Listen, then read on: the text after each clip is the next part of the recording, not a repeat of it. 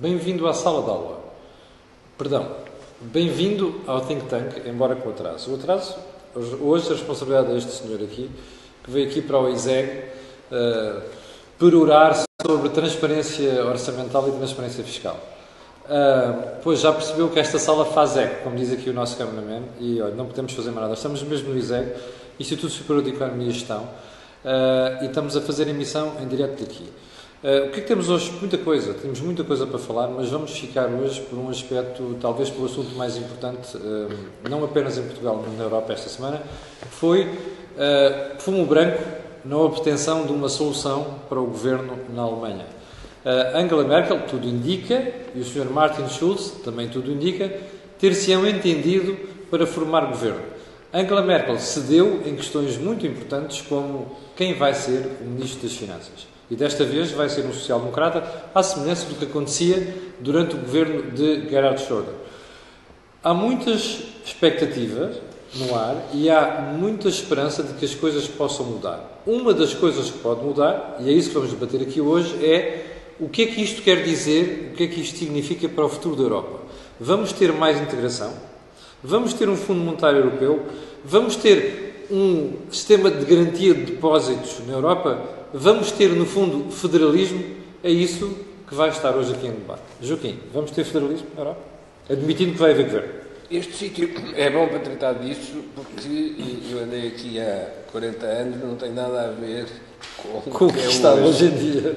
Mas ainda há uns vestígios, umas escadas do meu tempo. Os únicos vestígios que vi foi ali um quadro de madeira, mas que tem para aí 40 anos, mais nada, Joaquim, do resto é tudo novo. Ora, este sentido prático da mudança obriga-nos a olhar também para a Europa, que tem mais séculos do que a antiguidade deste antigo convento, que ainda tem o claustro, esse ainda cá está, mas isso sugere uma pista muito simples para interpretar o que está a passar. Quando mudam as condições, muda a estratégia. Isto era uma frase antiga do Keynes, quando o criticavam porque mudava de opinião. Ele diz, bom, quando mudam os factos, eu mudo de opinião. E o senhor o que é que faz? Com certeza também faz a mesma coisa. Não vai mudar uns factos e continuar a dizer o mesmo.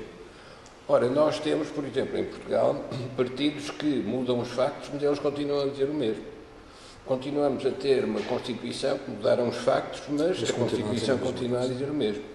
Mas agora temos um Presidente que diz, para termos uma economia de quarta geração, não podemos ter uma política de segunda geração. Ou seja, economia 4.0, política 4.0, instituições 4.0, tudo 4.0. Não sei se nós temos 4.0. Mas o que ele diz é que não podemos é ter política 2.0. Sim. Bom, ora, a Europa tem exatamente o mesmo problema. Enquanto havia a proteção americana, a Europa podia ser uma coisa. E ainda podia manter os vestígios nacionalistas do seu passado e das suas glórias históricas. Hoje, o problema é completamente diferente. Quando a Europa percebe que os americanos retiraram, e não só retiraram, como já não podem reocupar as posições anteriores, então são os europeus que se têm que pôr em movimento. Quando a Europa percebe que americanos e russos têm um objetivo comum, que é fragmentar a Europa e impedir a existência da União Europeia, então os poderes europeus sabem que não podem continuar presos nos seus nacionalismos tradicionais. E esta solução alemã aponta para aí? Esta solução alemã aponta para o reconhecimento deste problema e desta necessidade. Não significa que tenham automaticamente a solução. Porque eles têm a experiência, como todos os europeus também têm, do que é que foram os anos 20 e 30. Ora, o processo é semelhante, a maneira de responder não é exatamente igual, porque já sabemos como é que aconteceu na vez anterior. E, portanto, essa informação é absolutamente vital para poder responder agora. Mas estamos a assistir ao mesmo mecanismo que se chama a curvatura do eixo esquerda-direita, que fica como que os extremos a aproximarem-se e forma uma ferradura. Ora, um sistema político em ferradura anula a possibilidade do centro. Quando o centro se junta para se defender disto, agrava ainda mais a radicalização e fica em situação difícil. Consequência, a solução alemã só existe se for solução europeia.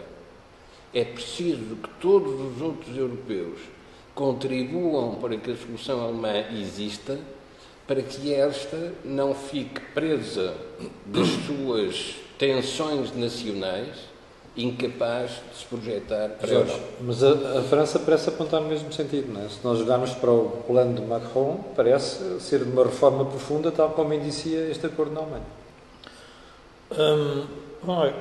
A minha reflexão vai no sentido de questionar quem é que fica com o pensamento estratégico na Europa. Ou seja, se nós temos pensamento estratégico na China sobre a sua ocupação ou a sua expansão no mundo, nos Estados Unidos temos um pensamento estratégico contrário, não é? Que diz que é preciso que a América become first, de novo primeiro. E, portanto, o pensamento estratégico americano expresso no Presidente está a América voltar, me parece que às suas fronteiras e a Europa ter que se pensar ela própria. E, portanto, a Alemanha, ao fazer este movimento em que duas famílias políticas diferentes chegam a acordo do país mais poderoso da Europa, é óbvio que isto tem impacto depois no Parlamento Europeu. Portanto, que são duas famílias políticas que poderiam estar desavindas sobre como é que se estava a resolver o problema na Europa, mas que obviamente uma tinha legitimidade, porque tinha sido eleita com essa legitimidade. Hoje têm que os dois sentarem-se para chegarem a acordo. Portanto, só este movimento é um movimento significativo, que pode ter reflexos a vários níveis. Primeiro é o nível de saber como é que a França vai responder ao novo equilíbrio alemão, porque é um novo equilíbrio, quando dois partidos se juntam, como em Portugal aconteceu com a Geringonça, fez-se um novo equilíbrio. Como é que isso depois vai ter impacto nas sociedades do Sul? Essa é a minha reserva. Há tempos um político experiente europeu dizia-me com piada o seguinte: quando se pensa em Angela Merkel, nunca se pense que ela tem uma ideologia. Pense sempre que ela toma uma decisão como alemã e com sentido prático e da realidade. Ou seja, contrariamente ao que muitas vezes nós queremos, é que um dirigente corporize uma ideologia, enfim, que aguerrida, sectária, partidarizada, e pode não acontecer isso. É uma pessoa que tem um sentido prático, pragmático das coisas e que pensa alemão. Mas o dirigente alemão nos últimos anos que se tem preocupado com a Europa é ela. Não, certo, mas não é uma contradição. Significa que olha para o mundo e a resolução do mundo, mas tem sempre uma visão alemã. O que isso significa é que, provavelmente, em matérias essenciais, aqueles dois partidos estão de acordo.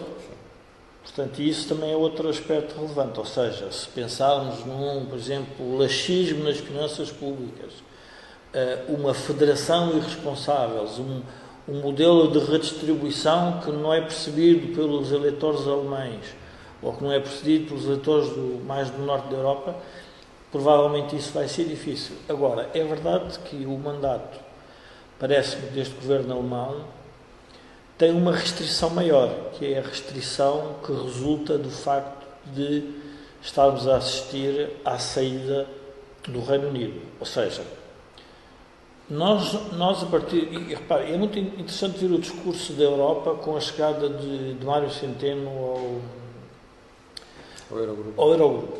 É muito interessante porque a Europa está-se a vangloriar dos sucessos também de Portugal.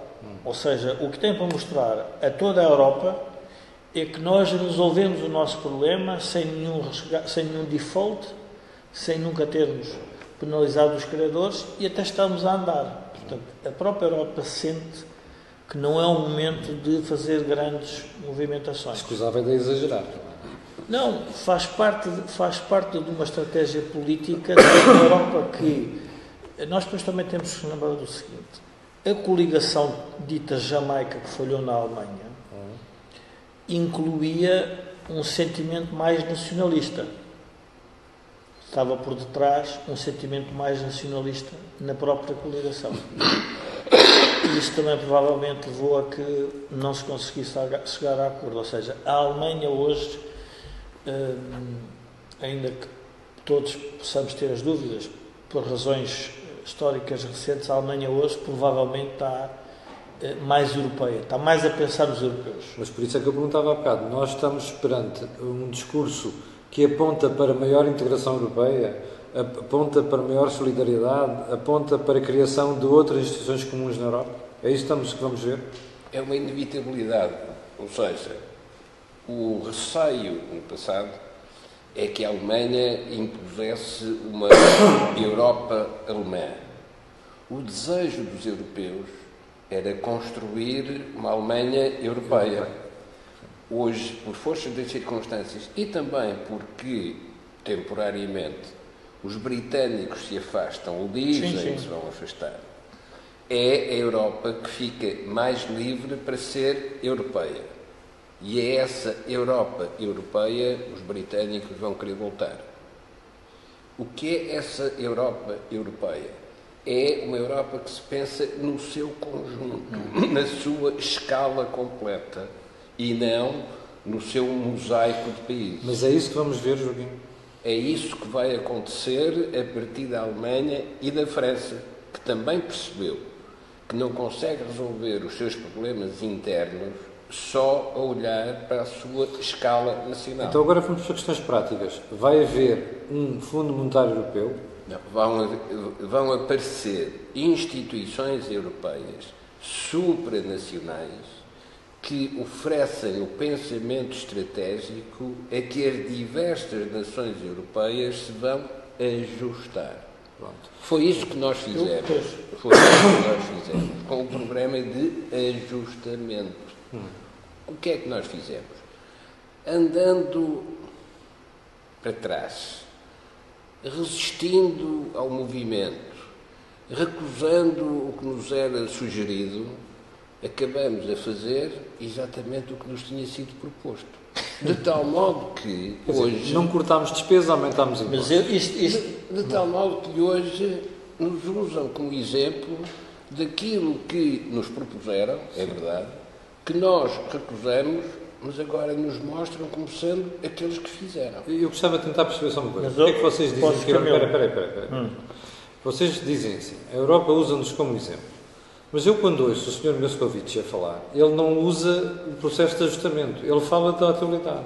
É como se estivesse a validar as soluções do atual governo e não o que se fez antes. Mas depois também houve o Presidente da República a dizer... Mas isso é o Presidente. Que esta expansão foi gerada... Como não podia deixar de ser, não é? Porque mesmo quando tem descontinuidade, a história tem uma... no seguimento. Mas tu tens uma opinião diferente, Jorge? Não, eu queria dizer o seguinte, a leitura que a imprensa portuguesa faz sobre as declarações do Sr. Moscovici é como se tivesse, como tu dizias, estivesse a fazer o elogio em come este governo. Ele não está a fazer isso. Ele está a fazer o elogio ao processo todo de ajustamento que a gente conseguiu fazer. Mas ele não diz isso, Jorge. Está bem, mas não diz isso por conveniência política. Pois, mas não pode ser, não é? Não, mas nós hoje vamos voltar à política, que é convencer os cidadãos de algumas coisas. Eu estava a pensar sobre o seguinte: se a atual Assembleia da República, em vez de ser proposta à votação o Orçamento de Estado e ser tido apresentado pela Geringonça, isso tem sido apresentado por um governo de direita a dizer assim: o déficit vai ser 1,2. Estão de acordo? Toda a gente votava. Não, toda a gente vota a favor de um déficit de 1,2. Bom, o que as pessoas querem discutir é como é que se chegou a 1,2. Bom, o que o governo fez foi não descodificou dentro da sua própria estrutura política como é que chegava a esse déficit. É verdade. Pronto. Isso é um problema que está para resolver em Portugal. Essa falta de descodificação, vamos lá ver, no Parlamento e enfim, da coligação, se quisermos, do governo, obviamente vai gerar uma tensão. Mas voltando um bocadinho aqui à questão da Alemanha, eu acho que vai nascer outra vez a política a sério. Porque se nós nos lembrarmos que o ajustamento foram instituições com natureza, se quisermos, eu diria, não política, burocráticas e não eleitas. Comissão Europeia, Banco Central Europeu e Fundo Monetário Internacional. E, portanto, aplicaram, no fundo, um conjunto de regras e é por aí que vamos. Ora, o que é que depois veio a acontecer? O que veio a acontecer foi que veio-se a descobrir que parte da população não estava a compreender o que é que se estava a propor. Para o bem e para o mal. Como diz o Joaquim bem, mas a realidade tem posto. Agora podes até mudar o governo, mas esta é a regra. Pronto. Isso altera muito. Altera muito porque, de repente, eu vejo articulistas, por exemplo, de esquerda. Estava a ler hoje, penso que era o Daniel Oliveira no Expresso, sobre o texto que o Zé Reis escreveu sobre a economia portuguesa. E a leitura é interessante porque é uma pessoa de esquerda que parece que, de repente, viu luz. Não, parece que de repente descobriu que afinal isto é mesmo assim. E diz assim, bom, mas afinal se isto é mesmo assim, que pena é a gente não ter a solução. O que é interessante, que é a quem se propõe para ter uma solução, no final do artigo diz que pena ser o diagnóstico tão bem feito e nós não temos solução. Vem ao problema do Joaquim. É que nós não temos uma solução e ela vai ter que ser construída. Espera aí, agora já chegamos ao final da primeira parte. Eu interrompo o Joaquim, mas ele vai já retomar a sua explicação e a sua análise. Nós voltamos dentro de 30 segundos.